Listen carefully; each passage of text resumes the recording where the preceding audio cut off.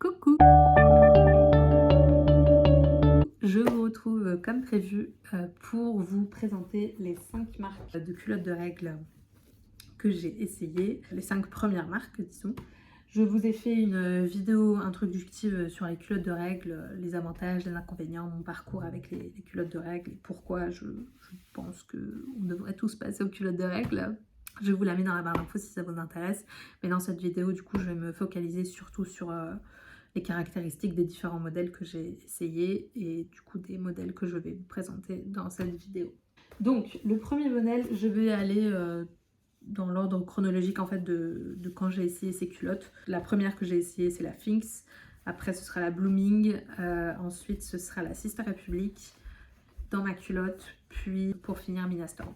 C'est-à-dire que les 3 dernières je les ai reçues à peu près en même temps. Ça fait maintenant 4-5 cycles que je les essaye, donc j'ai un avis quand même bien défini, même si j'ai pas une expérience de long terme, on va dire, comme sur les 2 premières.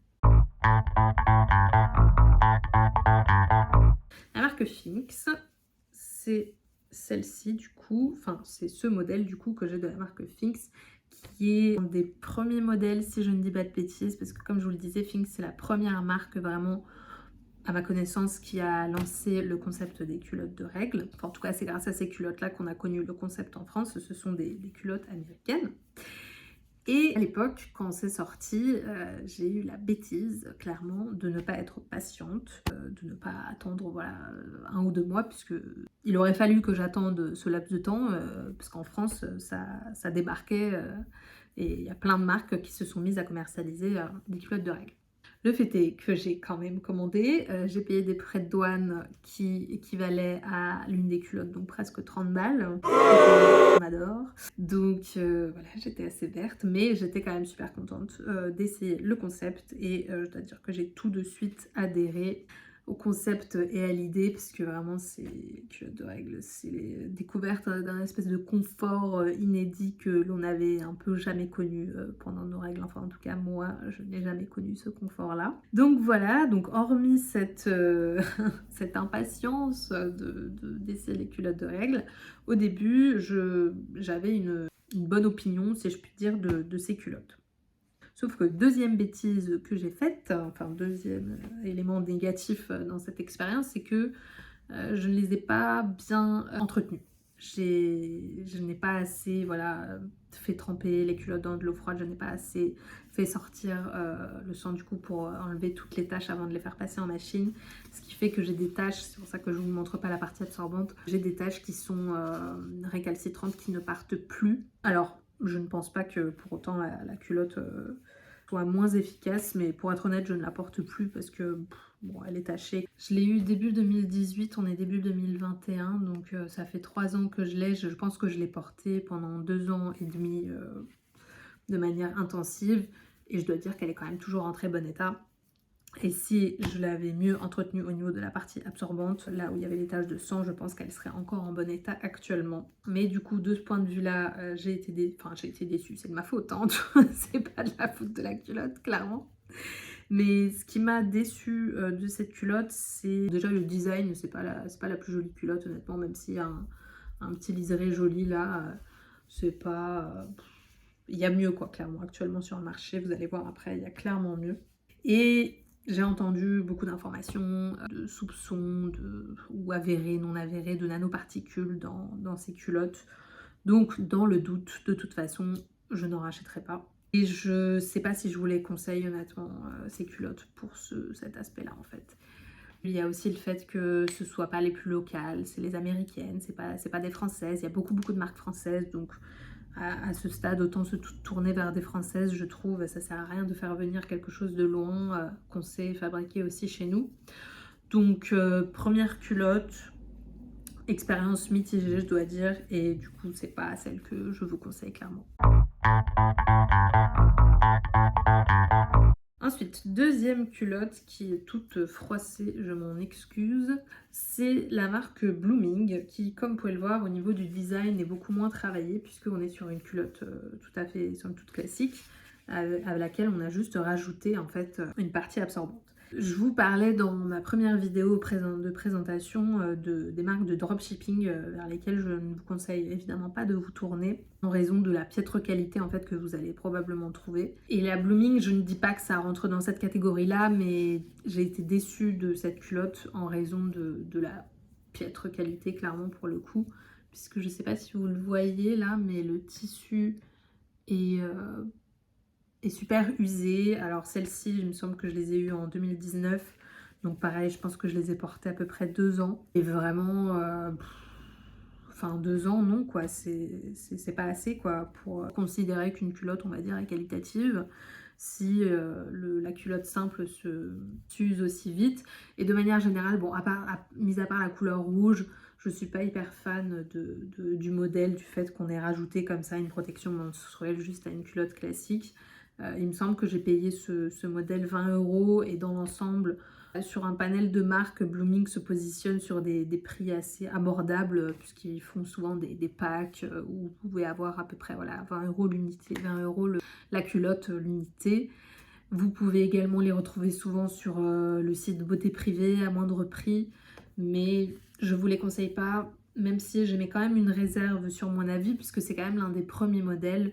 Donc il se peut que entre temps ils aient fait des modèles plus qualitatifs, etc. En tout cas, moi, mon expérience avec l'une de leurs premières culottes ne s'est pas avérée hyper probante, je dois dire. Après, bon, je l'ai mieux entretenue que la Finx, donc elle est toujours en très bon état au niveau de la partie absorbante. C'est l'une des seules culottes, il me semble, où un jour ça a débordé et où du coup c'est parti un peu sur les côtés comme ça. Je sais plus si ça avait taché mon pantalon, ou si ça avait pas encore traversé mon pantalon, mais en fait la partie absorbante que vous voyez là, elle est trop fine, je trouve. Vous allez voir les prochaines que je vais vous montrer, elles sont plus épaisses. Vous voyez, je trouve que cette partie à l'entrejambe est trop fine, alors qu'au moins sur la Minastor, mais dans ma culotte, elle est bien plus large. Et moi, c'est ce que je recherche, la partie où il y a la partie absorbante soit assez large pour éviter justement les débordements. Je comprends enfin pourquoi toutes les youtubeuses ont quelque chose à boire à côté d'elles. Parce qu'à force de parler toute seule, ça donne soif, hein. Comme je vous le disais, mon expérience avec Blooming est clairement pas très bonne pour le coup. Faudrait quand même que je leur donne une deuxième chance en essayant l'un de leurs nouveaux modèles, mais en tout cas pour le premier comme ça, ce ne fut pas une expérience très glorieuse, si je puis dire. Donc voilà, ça c'est les deux marques sur lesquelles j'ai le plus de recul puisque j'ai essayé la Finx en 2018 et celle-ci en 2019. Les 3 prochaines que je vais vous présenter, c'est globalement des coups de cœur, mais là aussi, il faut quand même que j'émette une réserve puisque ça ne fait que à peu près 4-5 mois que je les utilise. Je les ai reçus à peu près en décembre, tout il me semble. Donc, et on est en mars, on est en avril. Donc voilà, 4-5 mois. Pour l'instant, je les adore, mais il faudrait que je fasse quand même une update, encore une fois, après 1 an, 2 ans, si je suis toujours aussi satisfaite de ces culottes. Donc, dans l'ordre chronologique, j'ai reçu en 3e culotte de règle, on va dire, j'ai utilisé comme 3e modèle la Sista Republic, qui, comme vous pouvez le voir par rapport aux 2 précédentes en termes de design, on est sur quelque chose de beaucoup plus joli, avec des jolies liserés sur les côtés. Alors clairement, esthétiquement parlant, c'est l'une de mes culottes préférées. Et de manière générale, c'est l'une de mes culottes préférées, mais vous le verrez avec les suivantes, en fait, j'ai des critères de préférence pour chacune. C'est la culotte que je préfère mettre, on va dire, à l'extérieur. C'est une des culottes que je préfère mettre à l'extérieur parce que voilà, on se sent quand même plus à l'aise dans une culotte, dans une jolie culotte de règle quand on sort à l'extérieur plutôt que la Finx que je vous ai présentée précédemment. Donc de ce point de vue là, pour moi, c'est un modèle très réussi du point de vue esthétique. Ça, c'est l'un de ses premiers avantages. Le deuxième avantage, ça va être au niveau de l'épaisseur de la culotte qui est très fine et qui du coup ne se sent pas vraiment sous les vêtements. Donc pareil, je l'aime beaucoup pour ça, pour son confort. Donc pour moi, elle a beaucoup d'avantages. Cette marque, pareil, vous pouvez retrouver des packs sur leur site, il me semble, qui font que du coup, si vous en commandez plusieurs, le prix à l'unité baisse. Au niveau des certifications, donc là du coup je vais passer un petit peu aux inconvénients de la culotte, même s'il n'y en a pas beaucoup. C'est un inconvénient qui m'importe à moi, pas forcément à tout le monde, mais du coup ils ont une certification au Ecotex qui garantit qu'il n'y a pas de produits chimiques, mais ils n'ont pas de certification coton biologique. Donc ce qui est bien, c'est que là vous avez les informations imprimées directement sur la culotte, et moi du coup je l'ai lavé déjà 3-4 fois, ça n'a pas bougé, donc j'imagine que cette inscription va quand même rester avec le temps. Donc il le conseille de le rincer à l'eau froide, de laver en machine à 30 ou dans les programmes délicats, sans adoucissant, et on est sur du coton à l'extérieur et à l'intérieur, et un peu de polyester, de l'élastane et du nylon pour l'extérieur. Donc au niveau des matériaux, voilà, enfin je ne suis pas à la recherche exclusivement d'un matériau en particulier, mais je suis attentive, voilà, quand c'est du coton, que ce soit du coton bio. Là ce n'est pas le cas, mais encore une fois c'est un critère qui m'importe personnellement. Et au niveau de la fabrication, on est sur, je sais plus si c'est Tunisie ou Maroc, donc je vais le mettre quelque part ici puisque je ne m'en souviens jamais. Mais dans tous les cas, vous l'aurez compris, je vous conseille grandement cette culotte si vous cherchez un modèle qui ne se voit pas sous les vêtements, qui est très joli, qui absorbe très bien. Et dernier détail que j'ai oublié de préciser pour cette marque, qui est notable par rapport aux autres, c'est qu'ils proposent un niveau d'absorption. Donc moi j'ai l'absorption médium, mais pour les gros flux, du coup, je pense que c'est un très bon avantage de pouvoir, voilà, choisir en fonction du flux que l'on a. Mon premier coup de cœur pour la marque Sister Republic. Ah, évidemment j'ai oublié quelque chose. Inconvénient aussi de cette marque, elle taille, enfin il faut le savoir, qu'elle taille, je trouve, en tout cas, un peu petit. Moi j'ai la taille S du coup, mais je pense que j'aurais bien aimé avoir la taille M, parce que même si voilà c'est super sexy et tout d'avoir quelque chose près du corps, même si c'est quelque chose que je mets à l'extérieur, j'aime bien quand même être un minimum à l'aise.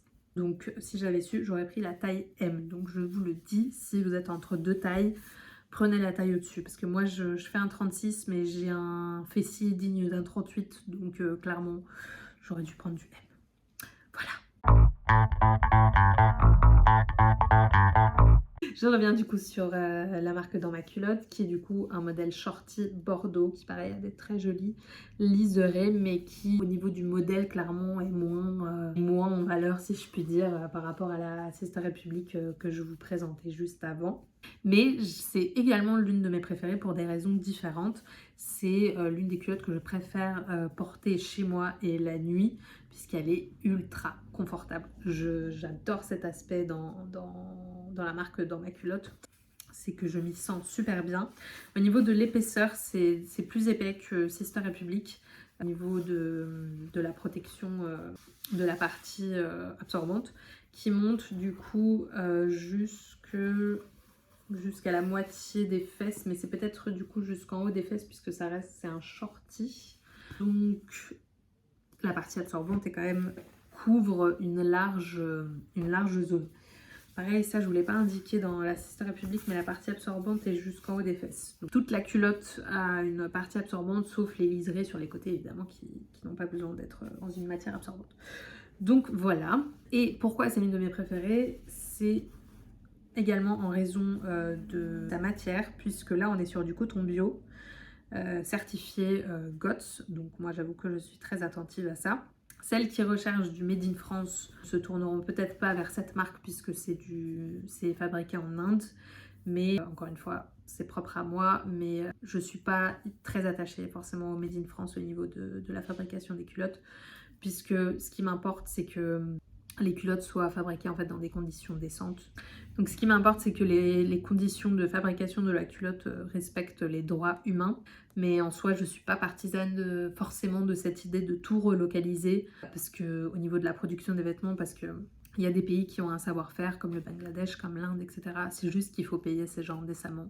Je pense pas que ce soit la solution de tout relocaliser et abandonner ces pays qui sont maintenant dépendants de l'Occident au niveau de la production des vêtements. Donc voilà, tout ça pour dire que ça ne me dérange pas que ce soit produit en Inde, puisqu'il y a une certification Fairtrade qui garantit du coup que les droits humains soient respectés au niveau des travailleurs. Voilà, je pense que je vous ai tout dit pour cette culotte. Au niveau des inconvénients, pour Pour moi, il n'y en a pas tant que ça, si ce n'est que c'est un shorty, donc peut-être que c'est pas exactement le modèle qui va plaire au plus grand nombre. Si je devais faire une remarque à la marque, c'est que le côté inclusif n'est pas encore optimal, puisqu'il y a un choix de taille très restreint malheureusement par rapport aux autres marques que j'ai pu vous présenter. Blooming a un très large choix de taille par exemple, Sister Republic aussi, Nina Storm du coup la prochaine aussi, une large gamme. Dans ma culotte c'est pas le cas, donc je pense que ce serait un point à améliorer du coup au niveau de la marque. Mais j'imagine que voilà, il y a des raisons à ça aussi, parce que dans ma culotte, c'est de base une marque de serviettes lavables que je possède d'ailleurs et que j'aime beaucoup. Dites-moi d'ailleurs si ça vous intéresse que je fasse une vidéo comparative également des serviettes lavables que j'ai pu essayer, parce que j'en ai essayé à ce jour 4 et j'ai envie d'essayer encore 2 autres marques, donc en tout j'aurai 6 marques de serviettes lavables testées à mon actif. Mais dans tous les cas, c'est le seul point négatif que je trouve dans ma culotte, parce que à part ça, l'expérience que j'en ai est très positive, en tout cas pour le moment. Et pour finir, du coup, je vais vous parler de la marque Mina Storm, qui est une marque de lingerie éthique dont je suis totalement fan. J'en ai profité pour vous amener la brassière du coup correspondante, qui est juste ici. Et j'avoue que c'est accessoire pour certains, mais pas pour moi. Je kiffe mettre cette culotte de règle du coup quand j'ai cette brassière pour avoir un ensemble, tout simplement. Donc je suis fan du design de cette culotte puisque c'est une culotte à paillettes. Donc voilà, pendant ces règles, c'est toujours très agréable de briller quand même un petit peu. Puisque c'est pas toujours très cool comme période quand même les règles, qu'on se le dise. J'aime également beaucoup ce modèle puisque c'est du coton bio certifié GOTS également. On est sur une fabrication, pareil, je confonds toujours, Maroc ou Tunisie, je ne sais plus exactement, mais pareil, je crois que c'est des usines certifiées également au niveau des droits des travailleurs. Enfin, en tout cas, je sais que Mina Storm est très attentive à ça, au processus de production. Donc, moi, je leur fais confiance. Là aussi, on est sur un lavage à 30 degrés, rincé à l'eau froide, etc. Donc, comme je vous le disais, c'est un design à paillettes. Alors, encore une fois, c'est peut-être pas un modèle qui va plaire à tout le monde puisque c'est quand même une culotte un peu taille haute. Ou alors, j'ai la taille basse, je sais plus. La protection va jusqu'au milieu également, donc elle couvre assez... Elle couvre moins devant par rapport à la dans ma culotte, mais c'est clairement avec la marque dans ma culotte les 2 modèles que j'utilise le plus la nuit, les modèles les plus confortables et j'ai envie de dire les plus efficaces, parce que globalement j'ai une bonne expérience avec toutes les culottes que je vous ai présentées, mais elle est efficace, donc elle fait pareil partie de mes culottes favorites. Voilà, je pense que j'ai rien d'autre à vous dire sur cette culotte. L'inconvénient peut-être de la marque Mina Storm, c'est que leur gamme de culottes de règles n'est pas permanente. Donc il se peut, en fonction de quand vous regardez cette vidéo, qu'actuellement il n'y ait pas de culottes de règles sur leur site et que vous ne puissiez pas retrouver exactement celle-ci. Mais voilà, c'est une stratégie marketing, j'imagine, qu'ils ont décidé d'adopter. Donc on n'a pas trop le choix, disons, à part si, j'imagine, si un bon nombre de personnes leur réclament des modèles déjà existants. Mais... par rapport à d'autres marques où vous pouvez retrouver de manière permanente leur modèle, ça constitue effectivement un petit inconvénient. Mais à part ça, je n'en vois pas d'autres, donc je vais finir là-dessus. Voilà, donc dans la prochaine vidéo, je vais vous présenter 5 autres marques, en sachant que j'en ai 3 du coup déjà actuellement. La marque Et alors, la marque Petite Culottée et la marque My Audi. Je sais pas encore les 2 autres du coup que je vais essayer, donc je préfère rien vous dire. Mais n'hésitez pas à me dire s'il y a des modèles que vous aimeriez que j'essaye pour que je vous donne mon avis dessus. Et n'hésitez pas voilà, à me poser des questions sur les modèles dont je vous ai parlé, si j'ai omis certains détails. N'hésitez pas à me dire si vous en portez, pourquoi vous n'en portez pas si jamais ce n'est pas le cas, quelles sont vos réticences vis-à-vis des culottes de règles. Je serais ravie de répondre à vos questions. Je vous remercie d'avoir regardé cette vidéo, j'espère qu'elle vous aura été utile. N'hésitez pas à vous abonner également, ça me fera très plaisir et ça m'encouragera à faire d'autres vidéos. Je vous fais plein de bisous et je vous dis à la prochaine.